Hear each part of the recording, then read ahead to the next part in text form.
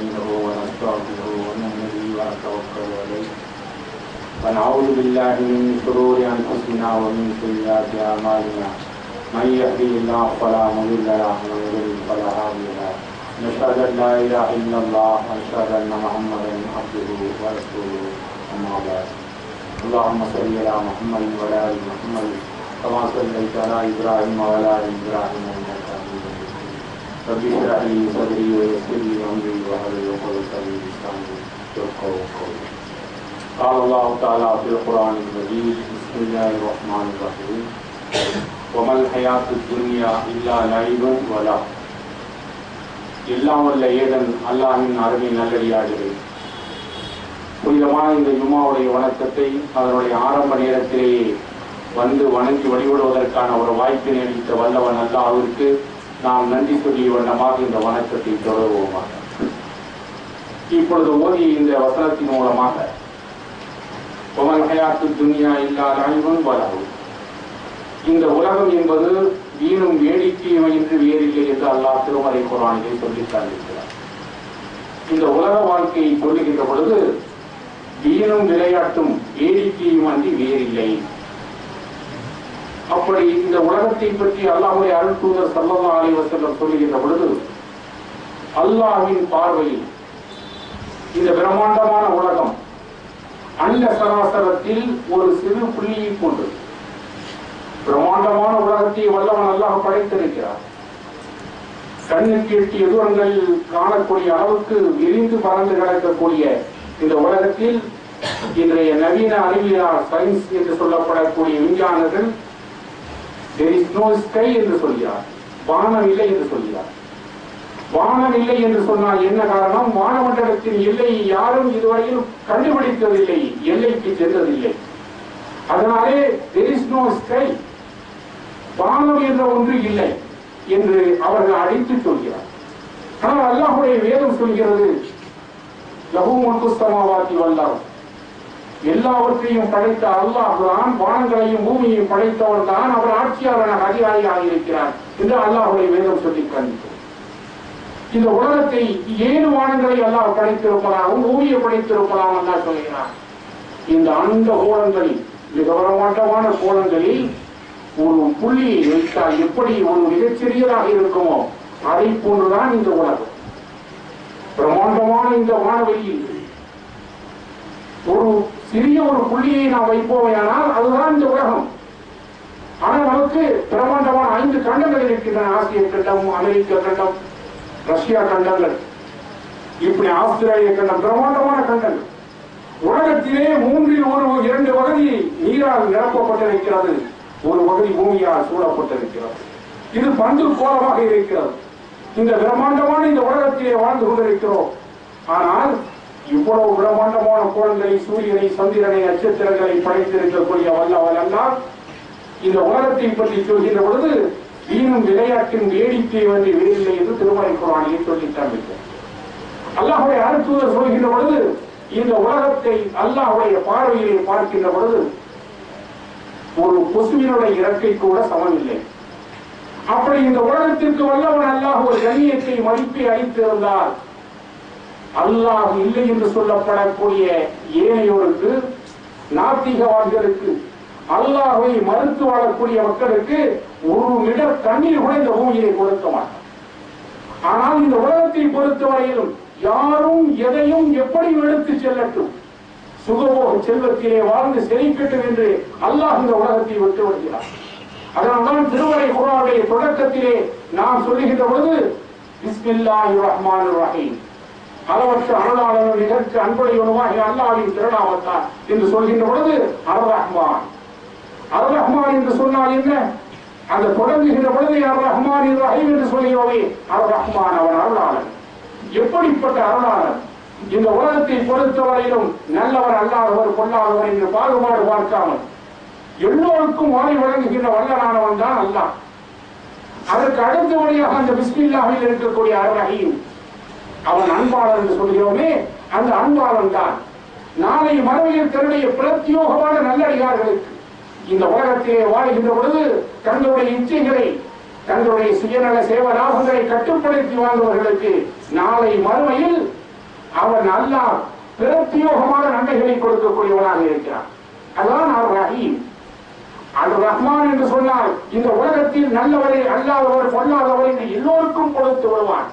அதனால்தான் அனரப்புக்கும் அல்லா என்று சொன்னானே புறம் இந்த உலகத்தினுடைய பெரும்பகுதியை கட்டி வந்தானே அவரை 400 ஆண்டு காலம் இந்த உலகத்திலே வாழச் செய்து அனரப்புக்கும் அல்லா என்று சொன்னான். திருமலை குர்ஆனில் இடம்பெற்றிருக்கிறோம். நான் தான் இந்த அந்த உலகங்களை அடக்கி ஆளக்கூடிய மிகப்பெரிய அல்லாஹ் என்று தன்னை சொன்னான்.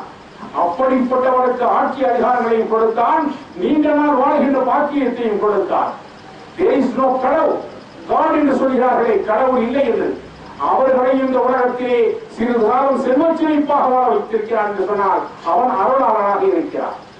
அவன் அர்-ரஹீம், அன்பாளனா என்று சொன்னால் நாளை மறுமையில் தன்னுடைய சொந்த அடியார்களுக்கு நல்லடியார்களுக்கு அவன் எல்லா விதமான அருட்பாக்கியங்களையும் கொடுக்கக்கூடிய என்பதுதான் அந்த அல்ஹம்துலில்லாஹி ரப்பில் ஆலமீன் என்று தொடங்குவதற்கு முன்னால் ஓதுகின்ற பிஸ்மில்லாஹ்வுடைய பொருளாக இருக்கிறது. எனவே இந்த உலகம் என்பது அல்லாஹ்வுடைய பார்வையில் ஒரு கொசுவுடைய இறக்கைக்கு சமம் இல்லை என்று சொல்லப்பட்டிருக்கிறோம். அப்படி இருந்தால் அல்லாஹ்வை நிராகரிக்கக்கூடிய அல்லாஹ் இல்லை என்று சொல்லப்படக்கூடிய அந்த மாற்று மனிதர்களுக்கு, அந்த காபிர்களுக்கு ஒருவித தண்ணீரை கூட இந்த பூமியை அல்லாஹ் வழங்க மாட்டார். ஆனால் இது எல்லோருக்கும் சொந்தம் என்பதால் எல்லோருக்கும் வாரி வழங்கி கொடுத்து வருகிறார். இப்படிப்பட்ட உலகத்தில் இந்த உலகம் வீணும் விளையாட்டுமை என்று வேறில்லை என்று சொல்வதனுடைய நோக்கம் என்ன? இப்படிப்பட்ட இந்த அற்பமான உலகத்தை பற்றி அல்லாஹ்வுடைய அருள்தூதர் சொல்கின்ற பொழுது அத்துன்யா சிஜுல் மோமினின் ஜன்னத்துல் காஃபிரின், இந்த உலகம் என்பது மூமின்களுக்கு ஒரு சிறைச்சாலையை போன்றது. ஜன்னத்துல் காஃபிரின், காவிர்களுக்கு சொர்க்க வாழ்க்கையை போன்றது. சிறைச்சாலையிலே சில மனிதர்கள் வாழ்கின்ற பொழுது, அடைக்கப்பட்டவர்கள் இருக்கின்ற பொழுது அவர்கள் கட்டுக்கோப்பான வாழ்க்கையை கடைபிடித்தாக வேண்டும். இப்படித்தான் வாழ வேண்டும் என்று அங்கே உண்டு. எப்படியும் வாழலாம் என்ற நிலை அங்கே இல்லை. அவர்களுக்கு இருக்கக்கூடிய அந்த கட்டுப்பாட்டோடு அவர்கள் வாழ்ந்து இருக்க வேண்டும் என்பதுதான் சிறைச்சாலை மக்களுடைய நிலைப்பாடு. ஆனால் இந்த உலகத்திலே அவர்கள் காவிர்களை பொறுத்தவரையிலும் அத்துன்யா சிஜுல் மோமினின் ஜன்னத்துல் காஃபிரின், மோமின்களுக்கு அந்த காவிர்களுக்கு ஜன்னத் சுவனச்சோலையாக இருக்கிறது. எப்படியும் வாழலாம். மோமின்களுக்கும் சிறைச்சாலை வாழ்க்கையை போன்று கட்டுப்பாடோடு வாழ வேண்டும். எப்படியும் வாழலாம் என்று அல்ல, இப்படித்தான் வாழ வேண்டும் என்ற விதிமுறையை அல்லாஹ்வுடைய வேதம் சொல்கிறது, அல்லாஹ்வுடைய அருள்தூதருடைய போதம் சொல்லி காண்பிக்கிறோம். எனவே இப்படித்தான் வாழ வேண்டிய இந்த கட்டுப்பாடான இந்த உலகத்தில் அல்லாஹ் இந்த உலகத்தை பற்றி வர்ணித்து சொல்கின்ற பொழுது இன்னும் விளையாட்டுமை என்று வேறில்லை என்று சொன்னால் இன்றைய உலகத்தை விளையாட்டுத்தனமாக்கி விட்டார். இன்றைக்கு நாம் பார்க்கிறோம் எப்படியெல்லாம் விளையாட்டு கூடங்கள். அல்லாஹ்வுடைய அருள் தூதர் மதீனா முனவ்வராவில் முதல் ஜும்மாவை தொடங்குகின்ற பொழுது முதலாக ஜும்மா தொடங்கப்படுகிறது. அந்த நேரத்திலே சிரியாவில் இருந்து வந்திருக்கக்கூடிய ஒரு வணிக கூட்டம் பறையறிவிப்பு செய்கிறது. அந்த பறையறிவிப்பு செய்கிறார்கள், நாங்கள் பண்ட மாற்றங்கள் செய்வதற்காக பெரும் பண்டங்களோடு வந்திருக்கிறோம் என்று அந்த பறையறிவிப்பை ஓரத்தை அடித்தவுடன் அல்லாஹ்வுடைய அருள் தூதர் முதல் ஜும்மா நடத்துகிறார்கள். அங்கே இருந்த ஏராளமான சஹாபா பெருமக்கள் எல்லாம் எழுந்து சென்று விடுகிறார்கள். அந்த நிலையிலே அல்லாஹ்வுடைய அருள் தூதர் ஜும்மாவுடைய மிம்பரிலே இருந்து அந்த ஜும்மாவை நடத்துகின்ற பொழுது எஞ்சியவர்கள் 12 பேர். 12 சஹாபாக்களை தவிர அனைத்து மக்களும் வெளியே எழுந்து செல்கிறார்கள். அந்த நேரத்தில் தான் ஜிப்ரீல் அலைஹிஸ்ஸலாம் வேத வழிபாடை கொண்டு வருகிறார்கள். வைதாரா அவுத்திஜாரத்தன் அவ் நஹ்பனில் ஃபௌ இலைஹா வதரகுக காயிமா குல்மா இந்தல்லாஹி கைரும் மினல்லாஹி வ மினத் திஜாரா. அல்லாஹ்வுடைய புறத்திலிருந்து வேத வழிபாடு வருகிறது. நபியே, ஜும்மா நடத்துகின்ற உம்மை நின்ற வண்ணமாக விட்டுவிட்டு அவர்கள் வெளியில் சென்று விடுகிறார்கள். ஒரு வேடிக்கையை கண்டால், வினோதத்தை கண்டால், விளைபொருட்களை கண்டால், விளையாட்டு பொருட்களை கண்டால் உண்மை நின்ற வண்ணமாக விட்டுவிட்டு அவர்களிலே சென்று விடுகிறார்கள். நபியே, நீங்கள் அவர்களுக்கு சொல்லுங்கள், வேடிக்கையை விட, வியாபாரத்தை விட, வினோதத்தை விட அல்லாஹ்வுடைய வணக்க வழிபாட்டில் தான் மிக அற்புதம் அருளாதாரம் இருக்கிறது என்பதை சொல்லிவிடுங்கள் என்று அல்லாஹ் அறிவிக்கிறாரே. இது யௌமுல் ஜும்மா என்று சொல்லப்படக்கூடிய வெள்ளிக்கிழமை என்கக்கூடிய அத்தியாயத்திலே 10வது 12வது வசனத்திலே அல்லாஹ் சொல்லி காண்பிக்கிறார். இந்த 11வது வசனத்திலே இறுதியாக முத்தாய்ப்பாக சொல்கிறான், வல்லாஹ் கைருல் ராஸிகீன், வாழ்வாதாரம் வழங்குவதிலே வல்லவன் அல்லாஹ்தான், மிக வல்லமை வாய்ந்தவனாக இருக்கிறான் என்பதை சொல்லிவிடுங்கள் என்று அல்லாஹ் அறிவிக்கிறானே. அது திருமறை குர்ஆனிலே 1400 ஆண்டுகளுக்கு முன்னால் அருளப்பட்ட அல்லாஹ்வுடைய தூதர் மூலமாக அருளப்பட்ட அந்த வேதத்தில் இன்றளவும் நாம் ஓதிக்கொண்டிருக்கிறோமே, அதனுடைய பொருள்தான் இந்த வணக்க வழிபாட்டில் அல்லாஹ் அருள்கின்ற அருளாதாரங்களை நீங்கள் பின்னுக்கு தள்ளி விடாதீர்கள். அதில்தான் மிகப்பெரிய சிறப்பு இருக்கிறது. இந்த உலகாதாய செல்வங்களை விட, வீணும் விளையாட்டை விட மிகப்பெரிய அருள் பாக்கியம் இருக்கிறது என்று அல்லாஹ் இந்த வசனத்திலே அருள்கிறான் என்று சொன்னால், அனைத்துலக மக்களுக்கும் அனைத்து நாட்டு மக்களுக்கும் பொதுவான இந்த ஜும்மாவுடைய கருத்துக்களை அல்லாஹ் அன்றைக்கு சொல்லி வைத்திருக்கிறார். ஆனால் இன்றைய நிலைப்பாடுகளை பார்க்கின்ற பொழுது விளையாட்டு உலகங்களாக மாறிக்கொண்டிருக்கிறோம். எந்த அளவுக்கு விளையாட்டு, சிறியவர் முதல் பெரியவர் முதல் விளையாட்டு. இன்றைக்கு 4 ஆண்டுகளுக்கு முன்னால், 4 ஆண்டுகளுக்கு ஒருமுறை வரக்கூடிய ஒலிம்பிக் போட்டி என்பது மிக பிரமாண்டமான போட்டி. அதை போல வேர்ல்டு கப் கிரிக்கெட் என்று சொல்கிறார்கள், அதை போல வேர்ல்டு கப் ஃபுட்பால், இன்னும் இந்த விளையாட்டுகள் எல்லாம் நடத்தப்படுகின்றன. இப்படியெல்லாம் நடத்தப்படக்கூடிய விளையாட்டுகளுக்காக கோடான கோடிகளை இந்த அரசு அள்ளித்திருக்கிறார்.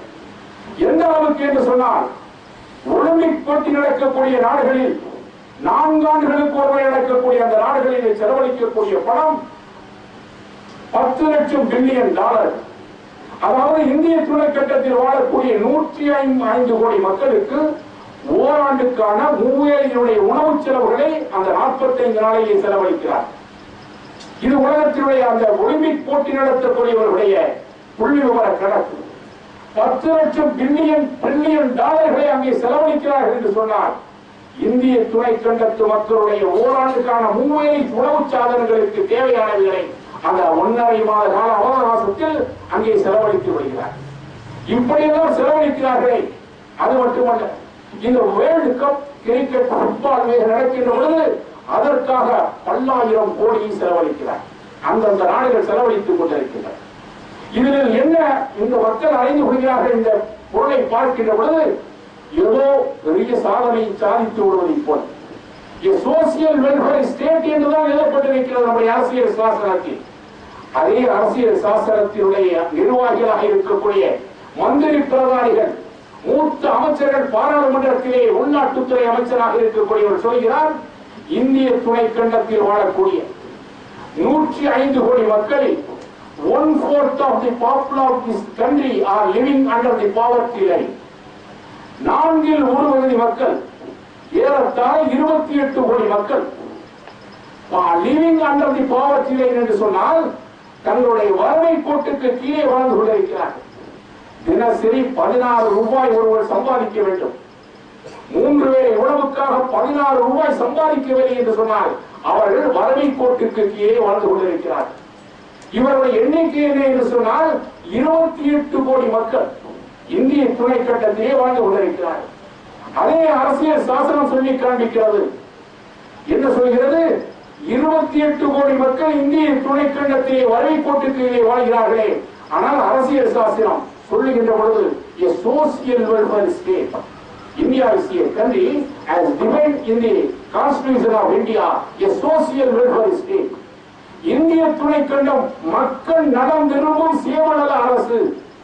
இப்படிப்பட்ட அரசு செய்ய வேண்டியதென முதலாவதாக இருக்க இடம், உடுக்க உடை, உண்ண உணவு, இவைகளில்தான் இந்த அரசாங்கம் முதன்மையாக கவனம் செலுத்த வேண்டும். ஆனால் கோடான கோடியை இங்கின்று அங்கென்று மாறாமல் எல்லா ஒரு தனிநபர்களை வீடுகளை எடுத்துக்கொண்டாலும், ஒரு நாட்டை எடுத்துக்கொண்டாலும், உலகளவை எடுத்துக்கொண்டாலும் கோடான கோடி பொருள் செல்வங்களை விளையாட்டுத்துறைக்காக வாரி இழைத்துக் கொண்டிருக்கிறார்கள். இதைத்தான் அல்லாஹ் திருமறை குர்ஆனிலே சொல்கின்ற பொழுது வீரும் விளையாட்டுமை என்று வீரனை என்று அல்லாஹ் குர்ஆனிலே சொல்கிறானே, அதை நிதர்சனமான உண்மையாக இங்கே காட்டிக் கொண்டிருக்கிறார். இத்தனை 1000 கோடிகளை அங்கே செலவழிக்கின்ற பொழுது 28 கோடி மக்கள் இந்தியாவிலே மட்டும் வறுமை கோட்டுக்கு கீழே தினசரி 16 ரூபாய் சம்பாதிக்க முடியாதவர்கள், 3 வேளை உணவுக்கு 16 ரூபாய் ஈட்ட முடியாதவர்கள் தான் 28 கோடி மக்கள் வாழ்ந்து கொண்டிருக்கிறார். இந்த அரசு என்ன செய்ய வேண்டும்? முதலில் இது சேவநல அரசு என்றால் சோசியல் வெல்ஃபேர் ஸ்டேட் என்று சொன்னால் ஒவ்வொரு மனிதனுக்கும் உண்ண உணவு, உடுக்க உடை, இருக்க இடம் கொடுத்தார்கள். இந்தியாவுடைய தேசிய கவி என்று சொல்லப்படக்கூடிய பாரதியார் பாடுகின்றான், தனி ஒருவனுக்கு உணவில்லை எனில் என் ஜகத்தினை அழித்திடுவோம் என்று சொல்கிறார். ஒரே ஒரு மனிதனுக்கு உணவு கொடுக்கவில்லை என்று சொன்னால் புரட்சிகளால் இந்த உலகத்தை அழித்து ஒழித்து விடுவோம் என்று சொல்கிறார். ஆனால் இவைகளெல்லாம் ஏற்கனவே இருந்து கொண்டிருக்கின்றன. ஒரு மனிதன் அல்ல, கோடான கோடி மக்கள் பட்டினிகளால் செத்து மடிந்து கொண்டிருக்கக்கூடியவைகளை இந்த உலகத்திலே பார்க்கிறோம். அதே நேரத்திலே மிதமிஞ்சிய செல்வத்தின் காரணமாக சில நாட்டினுடைய விளைபொருட்கள் எல்லாம் கடல்களிலே கொண்டு கொட்டப்படுகின்றன. உபரியாக இருக்கக்கூடிய விளைபொருட்களை, அந்த நாட்டிற்கு உபரியாக இருக்கக்கூடிய பொருளாதாரங்களை அதை கப்பல் மூலமாக அனுப்புகின்ற காரணத்தால் பொருளாதார செலவு ஏற்படும் என்பதற்காக கடல்களிலே கொட்டுகின்ற நாடுகளும் இருக்கிறார்கள், வீண்விரை செய்கின்ற நாடுகளும் இருக்கிறார்கள். ஆனால் படைத்தவன் அல்லாஹ், மரம் வைத்தவன் தண்ணீர் ஊற்றுவான் என்று சொல்வதைப் போல படைத்தவன் அல்லாஹ் இந்த உலகத்திலே எல்லோருக்கும் உணவுகளையும் படைத்திருக்கிறார். தாயினுடைய கற்ப கோளரையிலே இருந்து வளரக்கூடிய 10 மாத சிசுவுக்கு அன்றைய தாயினுடைய வயிற்றிலே வைத்து உணவளித்தவன் அல்லாஹ். இவர்கள் கேட்காமலே உணவளித்தவன் அல்லாஹ். அந்த குழந்தைக்கு நிம்மதியாக உண்மையிலே உணவளித்தவன் அல்லாஹ். ஆனால் இந்த உலகத்திலே பிறந்து வந்த அவன் அல்லாஹ் கொடுக்க மாட்டானா? தாயினுடைய கற்ப கோளையிலே வருகின்ற அந்த குழந்தையை சின்னஞ்சிறு பருவத்திலே இருந்து இரத்தமாகி, இந்திரியமாகி, இரத்தமாகி, இரத்த கட்டியாகி, சதை கட்டியாகி, இப்படி உயிரோடு அந்த மனிதனுடைய உருவை பெற்ற காலம் வரையிலும் அல்லாஹ் உணவளிக்கிறாரே, அந்த ரப்புல் ஆலமீன் தான் உலகத்திலே வந்த போது உணவளிக்கிறார். அவன் இல்லை என்று சொல்வதில்லை, இல்லை என்று சொல்லாத அருட்பாக்கியங்களுக்கு சொந்தக்காரனாக இருக்கிறார். அந்த ரப்புல் ஆலமீனுடைய கஜானாக்கள் குறைவற்றது, அல்ல குறையாதது.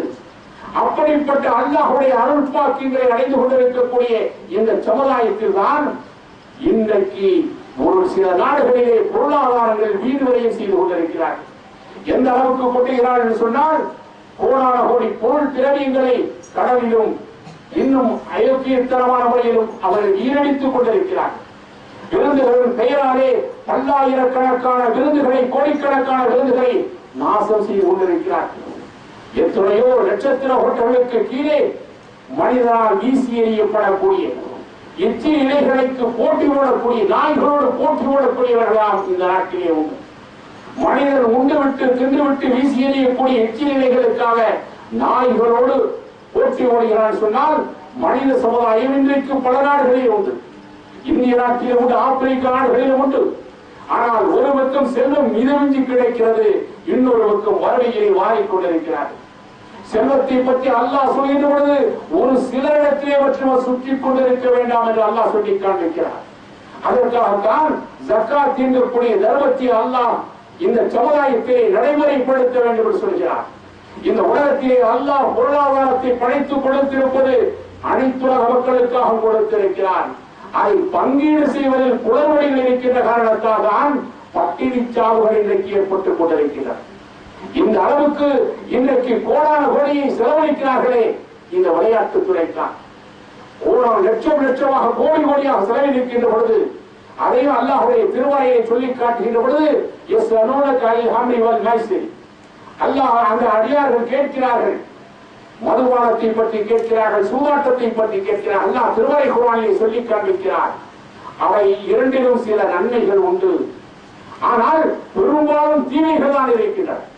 மதுபானத்திலும் சூதாட்டத்திலும் சில நன்மைகள், அந்த நேரத்திலே அவருடைய நெருக்கடியை தீர்க்கும், அவனுடைய மன கஷ்டத்தை போக்கும், அவன் நிம்மதியாக சில நேரங்களிலே தூங்கலாம், அவனுடைய உடல் அசதியை போக்கிக் கொள்ளும். இதுதான் அப்போது உள்ள நன்மை. ஆனால் அதனுடைய தீமையோ மிக பலமானது, பாரதூரமானது என்று திருமறை குர்ஆனில் அல்லாஹ் சொல்லி காண்பிக்கிறார். அதுதான் இன்றைக்கு நடந்து கொண்டிருக்கிறது. விளையாட்டுகள் எங்கே நடக்கின்றன? விளையாட்டுகள் மைதானங்களில் நடந்து கொண்டிருக்கின்றன. ஆனால் விளையாட்டினுடைய வெற்றி தோல்விகள் எங்கே கணிக்கப்படுகின்றன? அதுதான் நட்சத்திர ஓட்டங்களில் கணிக்கப்படுகின்றன. விளையாட்டு வீரர்கள், பல நாட்டு விளையாட்டு வீரர்கள் மைதானங்களிலே விளையாடுகிறார்கள்.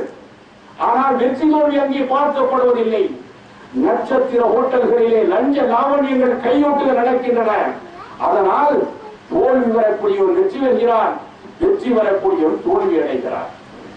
ஆதானுபாகவாக இருக்கக்கூடிய வீரன் வீழ்த்தப்படுகிறான், சாமானியனாக இருக்கக்கூடிய வெற்றி பெறுகிறார் என்று சொன்னால் நட்சத்திர ஹோட்டல்களில் தான் வெற்றிகள் நிர்ணயிக்கப்படுகின்றன. இதுதான் லஞ்ச லாவண்யங்கள், அதுதான் சூதாட்டங்கள். அந்த சூதாட்டங்கள் இன்றைக்கு கொடி கட்டி பறந்து கொண்டிருக்கின்றன. பல நாடுகளுடைய ஏற்றங்களும் இறக்கங்களும் இதனால் நடந்து கொண்டிருக்கின்றன. ஆட்சி கவிப்புகளும் ஆட்சி மாற்றங்களும் இந்த சூதாட்டங்களின் காரணமாக, பெண்களுடைய மதுமோக இச்சைகளின் காரணமாக ஆட்சிகள் பறிபோகின்றன, ஆட்சிகள் கவிழ்க்கப்படுகின்றன. அதுபோலவே இந்த சூதாட்டங்களின் காரணமாகவும் பல ஆட்சிகள் வீழ்த்தப்படுகின்றன, மாற்றப்படுகின்றன. இவைகளெல்லாம் நிதர்சனமான உண்மைகளாக இந்த உலகத்திலே நடந்து கொண்டிருக்கின்றன. எந்த அளவுக்கு என்று சொன்னால், சோசியல் வெல்ஃபேர் ஸ்டேட் என்று சொன்னால் எப்படி இருக்க வேண்டும்? மனிதனுடைய நலம் விரும்பும் நாடாக அந்த நாடு இருக்க வேண்டும்.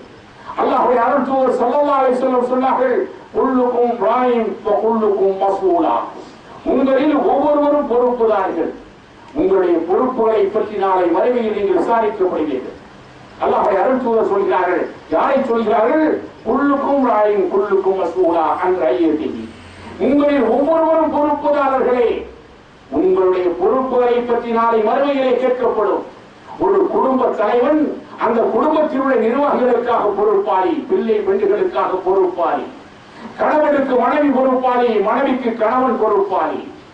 ஒரு பஞ்சாயத்து போர்டு இருக்கக்கூடிய அந்த தலைவன், பஞ்சாயத்து தலைவன் அந்த துருவாசிகளுக்கு ஒரு பொறுப்பாளி. ஒரு மாநகராட்சியுடைய தலைவன் அந்த மாநகராட்சியுடைய அத்தனை மக்களுக்கும் பொறுப்பாளி. ஒரு மாவட்ட ஆளுநர் என்று சொல்லப்படக்கூடிய கவர்னர் அந்த மாவட்டத்திற்கு பொறுப்பாளி. அதை போலவே முதலமைச்சர் அந்த மாநிலத்திற்கு பொறுப்பானவர். அதை போலவே பிரதமர் அந்த நாட்டிற்கு பொறுப்பானவர். இதை போல ஒவ்வொருவரும் பொறுப்பாளிகளே. முதலாளி தொழிலாளிக்கு பொறுப்பாளி, தொழிலாளி முதலாளிக்கு பொறுப்பாளி. தொழிலாளியுடைய உரிமைகளை கடமைகளை நேசிக்க வேண்டும், அதை பாராட்ட வேண்டும் என்று சொல்லி இருப்பதை போல அதே தொழிலாளி முதலாளியுடைய உரிமைகளுக்கு ஊர் விளைவிக்கக்கூடியவனாக, பங்கம் விளைவிக்கக்கூடியவனாக ஆய்விடக்கூடாது என்று இஸ்லாமிய ஷரியத் சட்டம் சொல்கிறது. ஒவ்வொருவரும் பொறுப்பாளர். முதலாளி ஒப்படைத்திருக்கக்கூடிய அந்த பொருள்களை இவர் கண்ணியமான முறையிலே காக்க வேண்டிய பொறுப்பு இந்த தொழிலாளிக்கு உண்டு. இப்படி எல்லாமே பொறுப்புதார்கள். அந்த குடிமக்களுக்கு அந்த நாட்டு தலைவன் பொறுப்பாளி, அந்த நாட்டினுடைய முதலமைச்சரும் அந்த நாட்டினுடைய பிரதம அமைச்சரும் அங்கே பொறுப்பாளிகள். நாளை மறுமையிலே கொண்டு வந்து நிறுத்தப்படுவார்கள். எந்த ஒரு தனி மனிதனும் அவருடைய சந்ததிக்கு முன்னாலே நிறுத்தப்படாமல் இருக்க மாட்டார்கள். அதைத்தான் திருமறை குர்ஆனுடைய சூரத்துல் ஃபாத்திஹா சொல்லி காண்பிக்கின்ற பொழுது, மாலிக் யௌமித்தீன், நியாய தீர்ப்பு நாளுடைய அதிபதி என்று தன்னை பற்றி அல்லாஹ் சொல்கிறானே, அவன் நீதியாளன், நேர்மையாளன், அவனுடைய தண்டனைக்கு முன்னாலே யாரும் தப்ப முடியாது என்று அல்லாஹ் சொல்லி காண்பிக்கிறானே, அந்த மறுமை நாளை, அந்த மறுமை நாளையில் எல்லோரும் எழுப்பப்படக்கூடிய நாளையில், அந்த நீதி விசாரணை நாளையில் அத்தனை பேரும் கொண்டு வந்து நிறுத்தப்படுவார்கள். இதில் கிஞ்சிற்றும் எந்த விதமான ஐயமும் இல்லை. இன்றைக்கு ஆட்சிகள் நடத்தக்கூடியவர்கள், அரசாட்சி நடத்தி கொண்டிருக்கக்கூடியவர்கள், ஏகாதிபத்தியவாதிகள் அத்தனை பேரும் அங்கே கொண்டு வந்து நிறுத்தப்படுவார்கள். எந்த அளவுக்கு என்று சொன்னால், அல்லாஹ்வுடைய அருள் தூதர் ஸல்லல்லாஹு அலைஹி வஸல்லம் சொன்னார்கள், மனிதர்களுக்கு விசாரணை இருப்பதை போன்று மிருகங்களுக்கு விசாரணை உண்டு. அது எப்படி என்று சொன்னால், ஒரு கொம்பு உள்ள மாடு கொம்பு இல்லாத மாடை குத்தி கிழித்து விட்டார். நாளை அந்த மறுமையில் 2 மாடுகள் எழுப்பப்பட்டு கொம்பில்லாத மாட்டுக்கு கொம்பை கொடுக்கப்பட்டு அந்த கொம்புள்ள மாடை குத்தி கிழிக்க வைத்து விட்டு 2 மாடுகளை அழித்து விடுவான் என்று அல்லாஹ்வுடைய அருள் தூதர் ஸல்லல்லாஹு அலைஹி வஸல்லம் சொன்னார்கள். அந்த அளவுக்கு நீதியான அல்லாஹ். ஆனால் அவைகள் எல்லாம் அழிக்கப்பட்டு விடும். ஆனால் மனிதர்கள் மட்டும்தான், இந்த மண்ணினமும் ஜின்னினமும் தான் நாளை மறுமையிலே விசாரணைக்காக ஆக்கப்பட்டு எழுப்பப்பட்டு ஏறத்தாழ 50,000 ஆண்டுகள் அந்த விசாரணை நடைபெற்று அதற்கு பின்னாலே சொர்க்கவாசிகளாகவும் நரகவாசிகளாகவும் தனித்தனியே பிரித்து அனுப்பப்படுவார்கள் என்று திருமறை குர்ஆன் சொல்லி காண்பிக்கிறோம். அவ்வளவு நீதி விசாரணை நடக்கக்கூடிய மிக பிரமாண்டமான அந்த காலகட்டத்தில் எல்லா மனிதர்களும் அல்லாஹ்விற்கு முன்னாலே பணிந்தவர்களாய் அவருடைய அருளை எதிர்பார்த்தவர்களாக இருப்பார்கள். இதை திருமறை குர்ஆன் தெளிவாக சொல்லி காட்டுகிறது. எதற்காக இந்த விளையாட்டு என்கக்கூடிய இந்த செய்தியை நாம் இங்கே சொல்லுகிறோம் என்று சொன்னால், விளையாட்டை அல்லாஹ் திருமறை குர்ஆனிலே சொல்லி இருக்கிறார். அது எப்படிப்பட்டது, இந்த உலக வாழ்க்கை எப்படிப்பட்டது, வீடும் விளையாட்டுமே என்று வேறில்லை என்று சொல்லுகின்ற பொழுதும், இந்த விளையாட்டிற்காக அவர்கள் தங்களுடைய நேரங்களை அர்ப்பணித்துக் கொண்டிருக்கிறார் என்று சொன்ன பொழுதும், அதே நேரத்திலே இஸ்லாம் என்பது விளையாட்டை எதிர்க்கவில்லை, விளையாட்டை தடை செய்யவில்லை. விளையாட்டை பற்றி என்ன இஸ்லாம் சொல்லிக் கொண்டிருக்கிறது என்று பார்க்கின்ற பொழுது, அல்லாஹ்வுடைய அருள் தூதர் ஸல்லல்லாஹு அலைஹி வஸல்லம் அவர்களும் விளையாட்டு போட்டி நடத்தி இருக்கிறார்கள். எந்த அளவுக்கு என்று சொன்னால், ஒரு குறையை ஆயிஷா ரலியல்லாஹு தஆலா அவர்களும் அவருடைய அல்லாஹ்வுடைய அருள் தூதரும் தனித்து இருக்கக்கூடிய நேரத்தில் ஒரு போட்டி நடக்கிறது. ஆயிஷா ரலியல்லாஹு தஆலா அவர்களுக்கும் அல்லாஹ்வுடைய அருள் தூதருக்கும் ஓட்டப்பந்தயம் நடக்கிறது. அந்த ஓட்டப்பந்தயத்தில் தனித்த நேரம், தனித்த இடம், அப்படி ஒரு மைதானத்திலே தனித்திருக்கின்ற ஒரு ஓட்டப்பந்தயம் நடக்கின்ற பொழுது அல்லாஹ்வுடைய அருள் தூதர் ஸல்லல்லாஹு அலைஹி வஸல்லம் முந்தி வந்து வருகிறார். அல்லாஹ்வுடைய அருள் தூதருடைய அருமை மனைவி ஆயிஷா ரலியல்லாஹு தஆலாவுடைய முகத்திலே சற்று வாட்டம் இருக்கிறது, கவலை கொள்கிறது. இந்த ஓட்டப்பந்தயத்தில் நம்மால் வெற்றி பெற முடியவில்லை என்று கவலை அடைகிறார்கள். இன்னொரு சந்தம் இதை கணித்துக் கொண்டார் அல்லாஹ்வுடைய அருள் தூதர் ஸல்லல்லாஹு அலைஹி வஸல்லம். இன்னொரு சமயத்திலே இது ஒரு சந்தர்ப்பம் கிடைக்கிறது. தனித்திருக்கிறார்கள், ஒரு மைதானத்திலே இருக்கிறார்கள். மீண்டும் போட்டி நடத்தலாமா என்று கேட்கிறார்கள். இருவருக்கும் ஓட்டப்பந்தயம் நடக்கிறோம். அந்த ஓட்டப்பந்தயம் நடக்கின்ற பொழுது அல்லாஹ்வுடைய அருள் தூதர் ஸல்லல்லாஹு அலைஹி வஸல்லம் அவர்கள் வேண்டுமென்றே குறைவாக ஓடி, வேகத்தை குறைத்துக் கொண்டு ஓடி ஆயிஷா ரலியல்லாஹு தஆலா அவர்களை முந்து விட்டு வருகிறார்கள். ஆயிஷா ரலியல்லாஹு தஆலா அவர்களுக்கு மகிழ்ச்சி முகத்திலே கொப்பளிக்கிறது, மகிழ்ச்சி பிரவாகம் கிடைக்கிறது.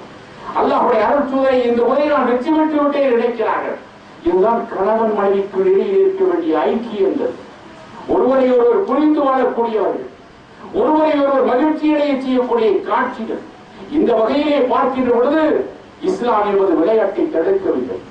அல்லாஹ்வுடைய அருள் தூதர் ஸல்லல்லாஹு அலைஹி வஸல்லம் அவர்கள் பெருநாட்களில், ஈது பெருநாள், நோன்பு பெருநாள், ஹஜ் பெருநாள் போன்ற காலங்களிலே அபிசீனிய நாட்டு விளையாட்டு வீரர்களுடைய விளையாட்டுகளை கண்டு கழித்திருக்கிறார்கள். வால், வேல், வில், அம்பு எறிதல்களை எய்து கொண்டிருக்கிறார்கள். ஓட்டப்பந்தயங்கள் நடக்கின்றன. நீச்சலை இஸ்லாம் அனுமதித்திருக்கிறது. இது போன்ற காட்சிகளை எல்லாம் மல்யுத்தங்களை நடத்தி கொண்டிருக்கிறது. இவைகளை எல்லாம் அல்லாஹ்வுடைய அருள் தூதரும் அருமை துறவியர் அவர்களும் பார்த்து ரசித்திருக்கிறார்கள். இஸ்லாம் விளையாட்டை தடுக்கவில்லை, ஆனால் முறையாக நடக்க வேண்டும் என்று சொல்கிறது. சட்டத்தின் அடிப்படையிலே வரையறைகளுக்கு அப்பாற்படாமல் நடக்க வேண்டும் என்றுதான் இஸ்லாம் சொல்லி காண்பிக்கிறது. அவருடைய ஆடைகள் முழங்காலுக்கு கீழே இருக்க வேண்டும், தொப்புளை மறைத்ததாக இருக்க வேண்டும்.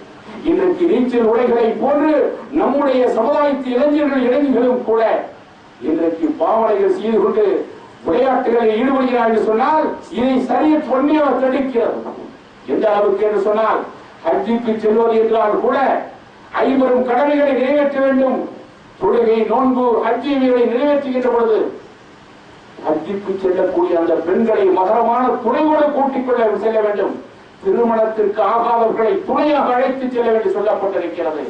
ஆனால் விளையாட்டு போட்டிகளுக்காக, கண்காட்சி கூடங்களுக்காக, இன்னும் பக்கத்து ஊர்களுக்கு செல்கிறோம், சில பல உல்லாசங்களுக்காக செல்கிறோம் என்ற பெயரிலே வரையறையற்ற முறையிலே 10 ஆண்டுகளுக்கு முன்னாலே நம்முடைய கீழக்கரையிலே நடந்த ஒரு பரிதாபமான செயல். நம்முடைய சமுதாயத்து இளைஞர்கள், மாணவிகள் 10 பேர் 10வது 11வது 12வது படித்தவர்கள் ஒரு வேலை எடுத்துக்கொண்டு ஏரிகளுக்கு உல்லாசமாக சென்று குளித்து விட்டு வரலாம் என்று சொன்னவர்கள் ஆண் துணை இல்லாமல் ஒரே ஒரு டிரைவரை மட்டும் அழைத்துக் கொண்டு சென்றார்கள். அங்கே அந்த ஏரியை வழியிலே சென்று கொண்டிருக்கிறவர்கள் குளிக்க சென்றவர்கள் தான். ஆனால் பிரம்மாண்டமான அந்த ஏரியில் சேரும் சவதையும் இருந்த காரணத்தால் அதிலே மாட்டிக்கொண்டு அத்தனை பேரும் இறந்து போன செய்தியை நாம் பார்த்திருக்கிறோம். எந்த வரைமறை முறைகளோடு நடக்க வேண்டுமோ, சரியத்தினுடைய சட்டமைப்பிலே கட்டமைப்பிலே வாழ வேண்டுமோ, விடுமுறைகளை எப்படி கழிக்க வேண்டுமோ அந்த கலைகளை கழிப்பதற்கான நம்முடைய வீட்டிலே இருக்கக்கூடிய பெரியவர்களுடைய வழிகாட்டல்களோடு நடக்க வேண்டுமோ, இவைகளெல்லாம் இல்லாது நடக்கின்ற காரணத்தால் செல்வ சீமான்கள் விட்டு பிள்ளைகள் 10 பேரும் அங்கே ஏரியிலே மூழ்கி இறந்த வரலாறு பத்திரிகைகளிலே ஊடகங்களிலே வந்த செய்தியை பார்த்தோம். காவல்துறைக்கு பல லட்சங்களை கையூட்டுகளாக கொடுத்து விட்டு போஸ்ட்மார்டம் செய்யாமல் வீட்டுக்கு அந்த ஜனாசாக்களை கொண்டு வந்த காட்சியையும் பார்த்தோம்.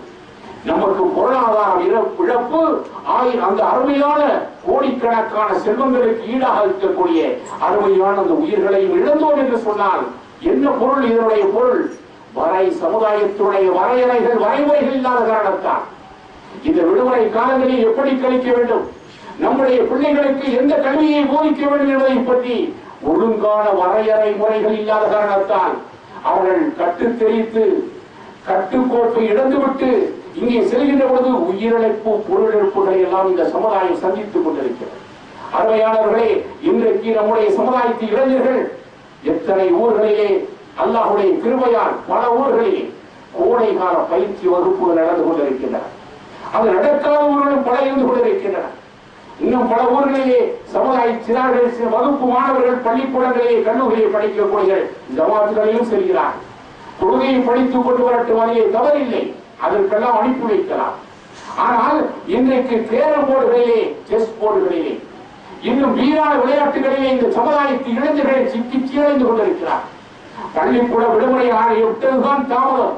பல இளைஞர்கள் கைகளிலே அட்டை எடுத்துக் கொண்டு கிரிக்கெட் போட்டி நடத்துகிறோம், ஃபுட்பால் போட்டி நடத்துகிறோம் என்று அவர்களுக்கு பரிசை அறிவித்துக் கொண்டு ஆயிரக்கணக்கான ரூபாய்களை கடை எங்கும் வசூலித்து விட்டு பல்லாயிரக்கணக்கான பொருளாதாரங்களை வீணடிக்கப்படுகின்றன.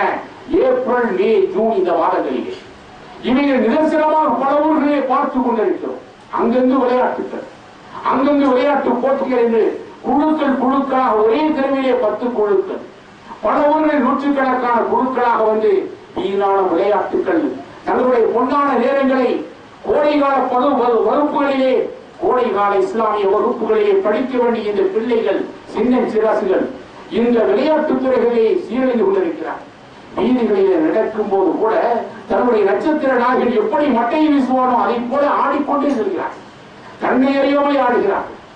ஒதுச்சுவதற்காக பள்ளி காசுகளுக்கு வரக்கூடிய இளைஞர்களுக்கு மத்தியிலே என்ன பேச்சு? What is the score? என்ன ஸ்கோர் எடுத்திருக்கிறார்கள்? ஒதுச்சீடு கொண்டிருக்கிறார்கள், பேசிக் கொண்டிருக்கிறார். அவர் என்ன ஸ்கோர் எடுத்தால் என்ன? ஒரு விளையாட்டிலே 600 எடுக்கலாம், 200 எடுக்கலாம், 6 லட்சம் ஸ்கோரை எடுக்கட்டும். இந்திய துணைக்கண்டத்துடைய பிரச்சனைகள் தீங்க போவதில்லை.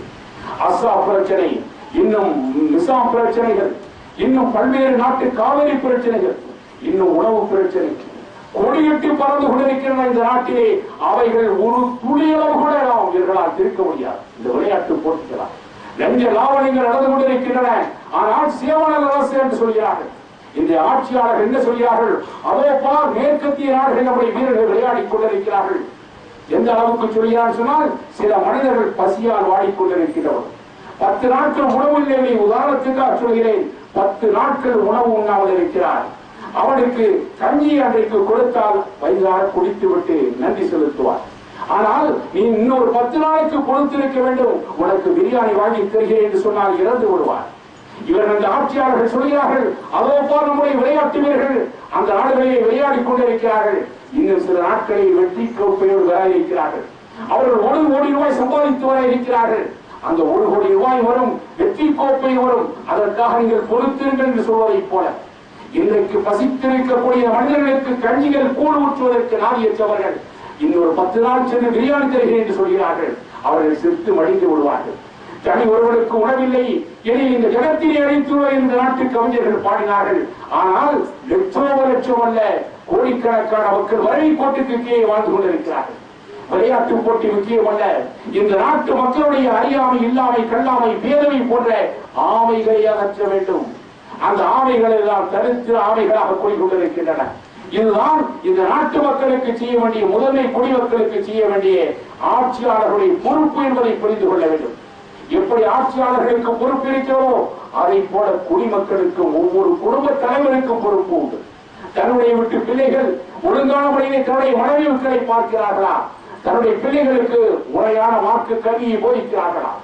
இந்த விடுமுறை காலங்களிலே மதரசாக்களுக்கு அனுப்பி வைத்து, கோடை கால பயிற்சி வகுப்புகளுக்கு அனுப்பி வைத்து நம்முடைய பிள்ளை செல்வங்களுக்கு இஸ்லாமிய கல்விகள் ஊட்டப்படுகிறவா என்பதையெல்லாம் சோதித்து அறிய வேண்டிய பொறுப்பு நம்முடைய ஒவ்வொருவருக்கும் உண்டு. முதலாளி மீது கடமை, தொழிலாளிக்கு கடமை உண்டு. தொழிலாளி மீது முதலாளிக்கு கடமை உண்டு. கணவனுக்கு மனைவியும், மனைவிக்கு கணவனும். ஒரு முகல்லாவாசி அந்த முகலாவுடைய தலைவருக்கு பொறுப்பாளி, அந்த நாட்டுக்காரர்கள் அந்த முதலமைச்சர் பொறுப்பாளி, அந்த நாட்டினுடைய உச்ச மன்றத்தில் இருக்கக்கூடிய பிரதமருக்கும் அந்த பொறுப்பு உண்டு. இதைத்தான் கொள்ளுக்கும் கொள்ளுக்கும் வசூல், உங்களில் ஒவ்வொருவரும் பொறுப்புதார்கள் என்று அல்லாஹ்வுடைய அருள்தூதர் சொன்னார்களே. உங்களுடைய பொறுப்புகளுக்காக கேள்வி கேட்கப்படுகிறது அல்லாஹ்வுடைய அருள்தூதர் ஸல்லல்லாஹு அலைஹி வஸல்லம் சொல்லியிருக்கிறார்கள். எனவே நம்முடைய பொறுப்புணர்வுகளை உணர்ந்து கொண்டு இந்த சமுதாயத்திற்கு இன்றைக்கு தேவையான இந்த விடுமுறை காலத்தில் இந்த பிஞ்சு சிறார்களுக்கும், ஏன் வயதானவர்கள் கூட மார்க்க கல்வியை படித்துக் கொள்வதற்காக பகுதி நேர வகுப்புகளை பள்ளி வாயில்களோடு நடத்தலாம். இப்படிப்பட்ட நிலைகளை எல்லாம் இந்த விடுமுறை காலங்களை நடத்துவோமையானால் அல்லாஹ் இந்த சமுதாயத்துடைய கல்வி விழிப்புணர்ச்சியை ஓங்க செய்வான். அதற்கான முயற்சிகளை சமுதாயம் முழுமையாக பயன்படுத்திக் கொள்ள வேண்டும். அத்தகைய முயற்சி நிலையை நாம் பெற்றுக் கொள்ளக்கூடிய பெருமக்களாக நம் அனைவரையும் வல்லவன் எல்லாம் ஆக்கி அருள்வாராகவும் வாக்குறுதவானா.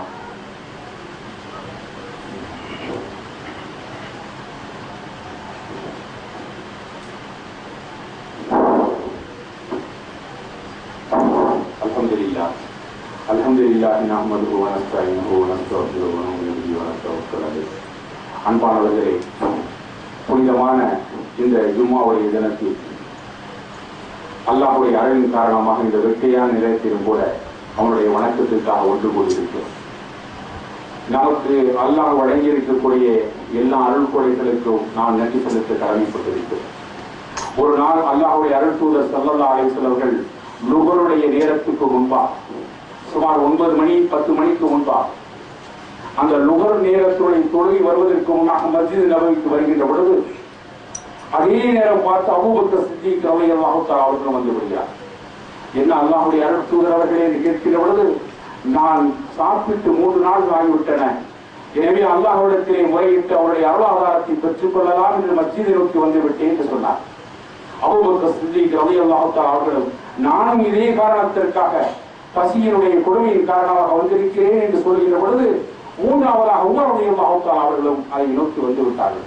என்ன உமர் அவர்களே என்று கேட்கிற பொழுது, அல்லாஹ்வுடைய அருள் தூதர் அவர்களே, பல நாட்களாக பசித்திருக்கின்ற காரணத்தால் அல்லாஹ்வுடைய மஸ்ஜிதில் வந்து அவருடைய அருளாதாரத்தை அவனிடத்திலே கேட்டுப் பெறலாம் என்று வந்து சொல்கின்ற பொழுது, நானும் இதற்காகத்தான் வந்து என்று ஒவ்வொருவரும் ஒரே ஒருமித்து குரலை சொல்கின்ற பொழுது, வாருங்கள், அபூ அய்யூப் அல்-அன்சாரி ரலியல்லாஹு தஆலா அவர்கள் நம்மை விருந்துக்காக அழைத்திருக்கிறார், சந்தர்ப்பம் வரும்போது அவசியம் வாருங்கள் என்று சொல்லியிருக்கிறார் என்ற பொழுது, மூவரும் அபூ அய்யூப் அல்-அன்சாரி ரலியல்லாஹு தஆலா அவர்கள் வீட்டுக்கு செல்கிறார். ஆனால் அந்த வீட்டுக்கு சென்றால் அபூ அய்யூப் அல்-அன்சாரி ரலியல்லாஹு தஆலா நேரத்திலே இல்லை. அருமை மனைவியர் உள்ளே இருக்கிறார்கள். அஹ்லம் வ ஸஹலா, அல்லாஹ்வுடைய அருள் தூதரும் அவர்களும் இனிய தோழர்களும் வருக வருக, உங்களுடைய நல்வருகை எங்களுக்கு மிகப்பெரிய பாக்கியம் என்று அவர்களை முகமன் கூறி அழைத்து வைத்துவிட்டு வீட்டில் இருந்த பழங்களை எடுத்து உண்ண கொடுத்தார். அதற்கு பிறகு அந்த தோழர் அபூ அய்யூப் அல்-அன்சாரி ரலியல்லாஹு தஆலா உள்ளே வந்து விடுகிறார்கள். மகிழ்ச்சியாளர்கள் துள்ளி குதிக்கிறார்கள். அல்லாஹ்வுடைய அருள் தூதர் தங்களுடைய வீட்டுக்கு வந்து விட்டார் என்ற மகிழ்ச்சி. உடனடியாக அவரை விருந்தாளியாக ஏற்றுக்கொண்டவர்கள் உடனடியாக வீட்டில் உள்ள ஒரு ஆட்டில் ஒரு ஆடு அறுக்கப்படுகிறது. ஆட்டை எடுத்து விட்டு ஒரு சப்பை எடுத்து சமைத்து அந்த குழம்புகளை தயாரித்து விட்டு சில மணி நேரத்திலேயே அந்த வேலை ஏற்பாடுகளை அவையோடு செய்து முடித்தவுடன் அவர்கள் உண்ணுவதற்காக கொண்டு வைக்கப்பட்டது. அருமையானவர்களே, இதை நாம் உன்னிப்பாக கவனிக்கும் பொழுது பல படிப்பீர்கள் இருக்கின்றன. அந்த உணவு பரிமாறு சில மணி நேரத்திலே அந்த உணவுகள் வந்து விடுகின்றன. அல்லாஹ்வுடைய அருள் தூதரும் அருவி தோழர்களும் உட்கார்ந்து உண்ணுவதற்காக வைக்கின்ற பொழுது அந்த முன்னெச்சப்பையினுடைய சிறு மகனை அல்லாஹ்வுடைய அருள் தூதர் எடுத்து வைத்து, அபூ அய்யூப் அல்-அன்சாரி அவர்களே, என்னுடைய மகள், என்னுடைய ஊரல் கெழுந்து பாத்திமா 3 நாட்களாக சாப்பிடாமல் வீட்டிலே கலங்கிக் கொண்டிருக்கிறது, இதை கொண்டு வந்து கொடுத்து விட்டு வாருங்கள், அதன் பிறகு உண்ணுவோம் என்று சொல்லிவிடுகிறார். அருமை மகளாருக்கு அந்த உணவு அனுப்பி வைக்கப்படுகிறது. அதன் பின்னாலே வயிறார ஒவ்வொரும் உணவு அருந்துகிறார்கள். உணவு அருந்திவிட்டு அல்லாஹ்விடத்திலே நீங்கள் நன்றி செலுத்துங்கள் என்று சொல்கிறார்கள். உமர் ரலியல்லாஹு தஆலா அவர்கள் கேட்கிறார்கள், அல்லாஹ்வுடைய அருள் தூதர் அவர்களே, இவ்வளவு நாட்களுக்கு பிறகு கிடைத்த ஹலாலான இந்த உணவு நாம் சாப்பிட்டு இருக்கிறோம், இதற்கும் நன்றி செலுத்துவதா என்று கேட்கிற பொழுது, நிச்சயமாக உங்களுக்கு கொடுக்கப்பட்ட ஒவ்வொரு அணுவணுமான அருட்கொடைகளுக்கும் நாளை மறுபடியும் நீங்கள் விசாரிக்கப்படுவீர்கள், எனவே நீங்கள் நன்றி செலுத்துங்கள் என்று சொல்கிறார்கள். எனவே அன்றைக்கு அல்லாஹ்வுக்கு நன்றி செலுத்துகிறார். இவன் பல நாட்கள் பசியாக இருந்த பொழுது கிடைக்கின்ற அந்த உணவை பெற்றுக் கொண்டதற்காக நன்றி செலுத்துகிறோம் என்று சொன்னால், பல நாட்கள் வயிறார உண்டு கொடுத்துக் கொண்டிருக்கிறோம், உண்டு சிறந்து கொண்டிருக்கிறோம், சிறப்பான வாழ்க்கையை கழித்துக் கொண்டிருக்கிறோம். நாம் எந்த அளவுக்கு அல்லாஹ்விற்கு நன்றி செலுத்த வேண்டும் என்பதை எண்ணி பார்க்க வேண்டும். இப்படி அல்லாஹ் கொடுத்திருக்கக்கூடிய இந்த அருட்படைகளை பெற்றிருக்கக்கூடிய நாம் வீணான விளையாட்டுகள், வீணான முறையிலே பல ஊர்களிலே பார்க்கிறோம். இந்த நேரங்களை, பொன்னான நேரங்களை பல இளைஞர்கள் கேரம் போர்டுகளில் கழித்துக் கொண்டிருக்கிறார். கேரம் போர்டு என்பது என்ன? ஒரு உயர்வை கூட வெளியாகாத ஒரு விளையாட்டு தான் அது. செஸ் போர்டு, கேரம் போர்டுகளின் காரணமாக நம்முடைய உடலிலிருந்து ஒரு துளி உயிரை சுட்டுகள் கூட வெளியேறாது. அந்த அளவுக்கு ஈரத்தனமான சோம்பேறித்தனமான விளையாட்டு. ஆனால் நம்முடைய சமுதாயத்தை இந்த இந்திய துணை கண்டத்திலும் மேற்கத்திய நாடுகளிலும் துடைத்து விட வேண்டும், அழித்து விட என்பதற்காக கங்கணம் கட்டக்கூடிய RSS போன்றவர்கள் எல்லாம் முஸ்லிம் சமுதாயத்தை அழிப்பதற்காக வில் வேல் வால் பயிற்சியில் அளித்துக் கொண்டிருக்கிறார்.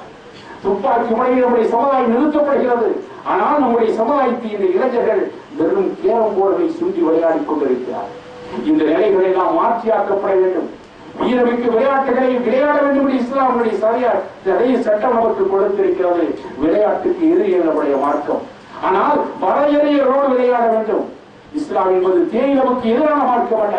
அல்லாஹ்வுடைய அருள் தூதரும் அருமைய துணைவியார் ஆயிஷா சித்திகா ரலியல்லாஹு தஆலா அவர்களும் தனித்திருக்கிறார்கள். ஒரு நாள் இரவு பொழுது, இரவு நடுநிசி நேரத்திலே தனித்திருக்கிற பொழுது அவர்கள் உல்லாசமாக இருக்கக்கூடிய அந்த நேரத்திலே ஆயிஷா ரலியல்லாஹு தஆலா அவர்கள் வானமண்டலத்தை பார்க்கிறார்கள். அங்கே லட்சோப நட்சத்திரங்கள் தென்படுகின்றன. இதை பார்த்துவிட்டு அல்லாஹ்வுடைய அருள் தூதர் அவர்களை, இவ்வளவு விண்மீன்கள் வானமண்டலத்திலே அல்லாஹ் படைத்திருக்கிறானே, இந்த எண்ணிக்கையுடைய அளவுக்கு யாருக்காவது சுவனமண்டலத்திலே நன்மைகள் பதிவு செய்யப்பட்டு கொடுக்கப்படுமா என்று கேட்கின்றது. அல்லாஹ்வுடைய அருள் தூதர் ஸல்லல்லாஹு அலைஹி வஸல்லம் சொல்கிறார்கள், படுத்திருப்பது உல்லாசமாக இன்பமாக தனித்திருக்கிறார்கள். ஆனால் அந்த நேரத்திலும் கூட இஸ்லாமிய சிந்தனைகளை அங்கே பேசிக் கொண்டிருக்கிறார்கள். ஷரியத்துடைய சட்டங்களை பேசிக் கொண்டிருக்கிறார்கள். அல்லாஹ்வுடைய அருள் தூதரும் அருமை துணைவியர் ஆயிஷா ரலியல்லாஹு தஆலா அவர்கள், ஆயிஷா, இவ்வளவு லட்சம் நட்சத்திரங்கள் வானமண்டலத்திலே அல்லாஹ் படைத்திருக்கிறாரே, இதனுடைய எண்ணிக்கையுடைய அளவுக்கு அதிகமான நன்மைகள் உங்களுடைய தந்தை அபூபக்கருக்கு கிடைக்கும் என்று சொன்னார்கள். இந்த உலகத்திலே எத்தனை பேர் எனக்கு நன்மை செய்திருக்கிறார்கள், அவர்கள் நன்றி ஆற்றியிருக்கிறார்கள். அந்த நன்றிகளுக்கு பகரமாக நான் எல்லோருக்கும் நன்றி கடன் ஆற்றிவிட்டேன். ஆனால் ஆயிஷா, உங்களுடைய தந்தைக்கு நான் இன்று வரை நன்றி கடன் ஆற்றவில்லை. அவர்கள் செய்த உதவிக்கு நான் நன்றி கடனை சமர்ப்பிக்கவில்லை. நாளை மறுமையிலே தான் அவருக்கு அல்லாஹ் நன்றி கடனை பகிரமாக ஈர்ந்தளித்து கொடுப்பான் என்று சொன்ன பொழுது அபூபக்கர் சித்திக் ரலியல்லாஹு தஆலா மேன்மையை பெறுகிறது. ஆயிஷா சித்திகா ரலியல்லாஹு தஆலா முகமலர்ச்சி அடைகிறார்கள். படுத்திருப்பதும் தனித்திருப்பதும் உல்லாசமான வேலையிலே அவர்கள் ஆன்மீக சிந்தனையை மொழி கிடைக்கிறார்கள். இது போன்ற சிந்தனை சக்திகளை அவர்கள் இன்றைக்கு பேசிய காரணத்தாலே சஹீஹுல் புகாரி, சஹீஹ் முஸ்லிம் போன்ற கிரந்தங்களிலே இந்த ஹதீஸ்கள் தொகுக்கப்பட்டிருக்கின்றன. அது ஊழி காலமாக இன்றளவும் நம்முடைய மஸ்ஜிதுகளை பேசிக் கொண்டிருக்கிறோம் என்று சொன்னார். அல்லாஹ்வுடைய அருள் தூதரும் அவர்களும் தோழர்களும் வாழ்ந்த, அவர்களும் துணைவியர்களும் வாழ்ந்த நெறிமுறைகள் இன்மைக்கும் மறுமைக்கும் உரியது. இஸ்லாம் தேனிலவே இருக்கவில்லை, விளையாட்டே இருக்கவில்லை. ஆனால் முறையான விளையாட்டுகளாக நாம் வாழ்ந்து சிறப்பதற்கு அந்த விளையாட்டுகளை பேணி நடக்கக்கூடிய பெருமக்களாகவும் ஷரியத்துடைய கட்டமைப்பிலே வாழக்கூடிய மக்களாக வாழ்ந்து முழுமையாக இந்த சமுதாயத்திற்கு பணியாற்றக்கூடிய பெருமக்களாக நம்மை அல்லாஹ் அங்கீகரித்தவர்களாகவும் வாழ்கிறதாவானா அல்ஹம்துலில்லாஹி ரப்பில் ஆலமீன். அஸ்ஸலாமு அலைக்கும்.